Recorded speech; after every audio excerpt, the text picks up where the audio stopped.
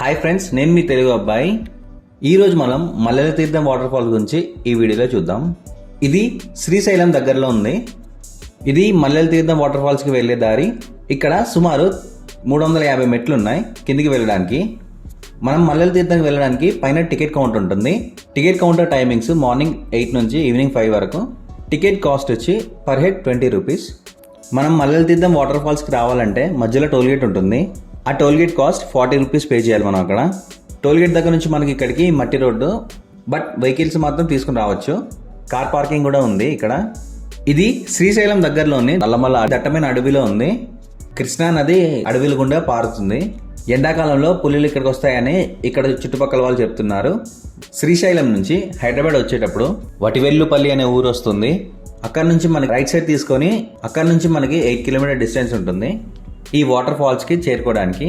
ఇక్కడ water almost 150 feet నుంచి పడుతూ ఉంటాయి. పురాణాల ప్రకారం ఇక్కడ చాలా మంది ఋషులు పరమశివుడి కోసం తపస్సు చేసి ఆయనే అనుగ్రహాన్ని పొందారని అంటారు. సెప్టెంబర్ నుంచి ఫిబ్రవరి వరకు ఈ ప్లేస్ని చూడడానికి పర్ఫెక్ట్ టైం. ఇక్కడ ఫుడ్ ఫెసిలిటీస్ అనేవి ఏం లేవు. మీకు కావాలనుకుంటే మీరు తెచ్చుకోవాల్సిందే.